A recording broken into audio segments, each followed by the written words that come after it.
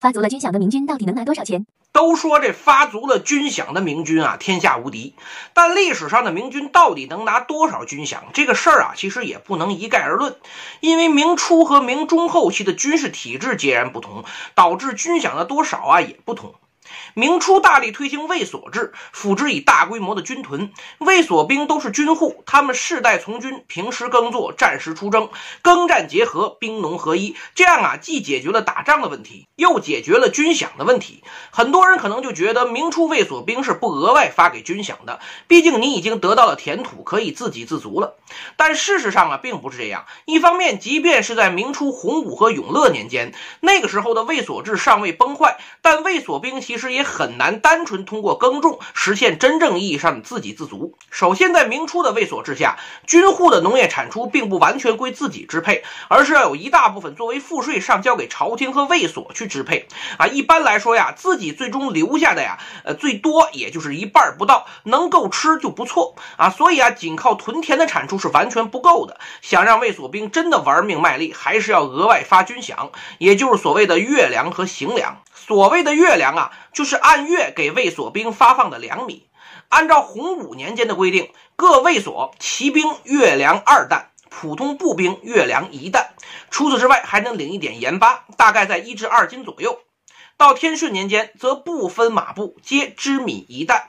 而所谓的行粮，指的是卫所兵在调动、换防或是出征的路上所发放的粮米啊，给多少要看行军的距离和战事的强度。一般来说呢，也没有定额，大概啊是在4到8斗上下。以上月粮和行粮加在一起呀，如果折合成白银来算的话，明初的卫所兵每人每月能领到的饷银，大体上也就是4、5钱白银左右。这日子过得实在是够清苦的。也正是因为这卫所兵太苦，赚的又太少，还要戍边打仗啊，又是世代从军，根本看不到希望，所以到明中期以后，大量军户不堪其重，只能选择逃亡。大量的军屯也被豪强地主和军官所霸占，卫所制逐渐走向崩坏。由于无法再实现寓兵于农的状态，但又必须要养兵，所以明廷只好被迫转向募兵制。而在明朝募兵体制下，将领的自主权其实并不大，所以仍需要朝廷发给大部分的饷银。英宗年间，招募1名士兵的待遇是银2两，布2匹，后改为自愿参与募兵者发给白银5两作为安家费，同时免掉家庭的5担税粮，并额外豁免家庭中2个人的徭役，但不再发放月粮和行粮。武宗时期，安家费降为3两，但可以支月粮1担。到世宗时又增加了行粮由于行粮和月粮的发放均改为发放大米，所以也更容易折合成白银来算。一般来说呀，大体上是每人每日银1分2厘。此外呢，还有月粮折合成白银，大体上呢是每人每日银3分3厘。这样算下来每人每年差不多可以领到16到18两白银相当于每月1两多比如明造一时的戚家军就是如此。而另一位抗倭名将于大猷麾下的藤牌兵不仅安家银、月粮、行粮照给，衣服和武器还要另算一年下来每人甚至可以拿到20两白银左右如果战死还会发给棺材本6两，埋葬银16两放在当时这绝对是一笔不小的报酬。而进入明末，随着内外战争的频繁，募兵的成本呢也是进一步的提高。神宗时期招募1名士兵，除了要给3两安家银之外单是月粮折算成白银就要每月1两2钱。到天启年间，明朝的统治遭到巨大的威胁，为了能招募更多的军队，月粮标准再次上调，像驻守辽东地区的部队，各项收入加在一起折算成白银每月竟然要2两左右。比如熊廷弼经略辽东的时候军饷折合成白银，每人每年就是18两左右。实话说呀，这个军饷放在哪个封建王朝，如果真能兑现的话，那都是一笔不小的数字。但晚明的政治经济问题啊，显然比军事问题更加严重。欠饷问题从万历27年就开始出现啊，拖了将近半个世纪啊，直到把明朝拖死，最终也没能解决啊。只是可惜了辛苦的明军将士啊，就算把命都豁出去，最后也只能领一张空头支票。明朝军队中的家丁是一种怎样的存在？明朝中后期的军队中普遍存在家丁从军作战的情况啊，这种情况的出现，主要是因为在明中期卫所制崩溃以后，明廷一度试图通过募兵的形式维系其基本军事力量，而自明中后期以来，内外战争频仍，募兵数量庞大，但明廷又无法保证其军饷供应，导致欠饷问题频发，军队战斗力下降，于是将领只能私自招纳健儿参战。久而久之，这些人与将领之间结成更加紧密的效忠关系，成为将领的私属亲信力量，以区别于普通的国家军队，这就是所谓的家丁。一般说来大肆雇佣家丁的情况主要出现在北方的边将群体中，因为他们需要常年直接面对蒙古和女真的威胁，为应对复杂且残酷的边防形势，与其倚重战斗力一般且忠诚度存疑的普通边军，还不如倚重战斗力更强且忠诚度更高的家丁。这样做一方面是为了御敌另一方面呢也是为了自保，以避免自己有朝一日折在那些因欠饷而哗变的边军手中。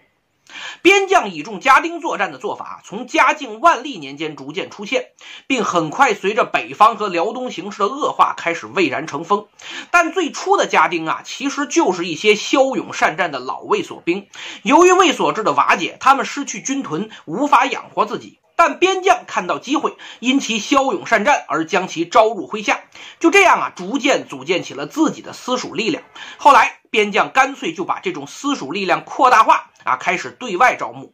一般说来，边将为了保证家丁的战斗力，会倾向于招募两类人，一类是边地汉人这类人呢熟悉边地风土人情，又饱受边患荼毒，从情感上对敌人更加刻骨仇恨。另一类人就是夷丁简单说就是拥有少数民族身份的家丁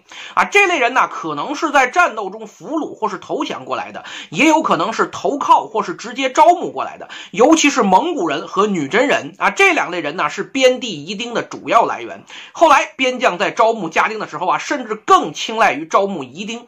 一方面呢是因为夷丁本身就是少数民族，比起边地汉人，像骑马射猎这些个技能本就是他们从小就掌握的不用花费太大的训练成本。对于那些投降过来的降族来说那更是带役投师，战斗力也更有保障。另一方面，夷丁对于少数民族军队的作战方法更熟悉，也更懂得如何应对。像明中期以来对蒙古诸部常用的倒巢行动就需要轻骑偷袭，打完就撤这显然是夷丁们的拿手好戏。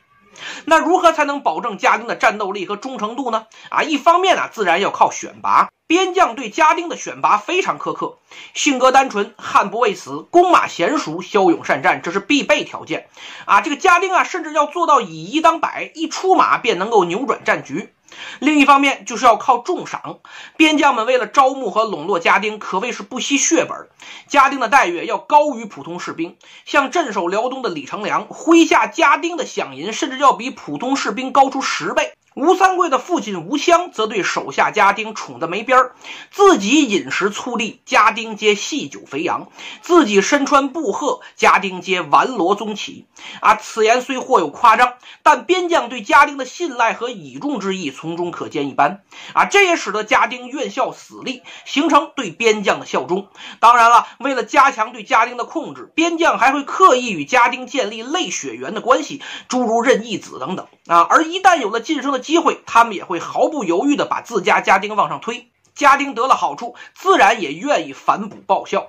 实话说家丁制的出现的确在一定程度上提高了明军的战斗力，但其弊端也是致命的。一方面，边将用来喂饱家丁的钱大半是从朝廷拨给边军的饷银中克扣出来的，而喂饱家丁后，他们再利用家丁去威慑正规军的力量，这样就带来一个很大的问题，那就是边将会更依赖于家丁去打仗。相当于是走了一条精兵的路线啊，但国家整体的正规军事力量啊却逐渐弱化。虽然短期内可能会打几场胜仗，但长远来看啊却不可持续啊。另一方面呢，边将与家丁结成紧密的效忠关系，军队逐渐为私人所有。面临抉择时，他们也更倾向于考虑自己主子的利益，而家丁一旦晋升，也会与自家主子相互扶持，结成利益关系网，而置国家和朝廷的利益于不顾。这意味着明中后期随着家丁制的普及，明廷对军队的控制力开始下降，军队呢也开始逐渐走向军阀化。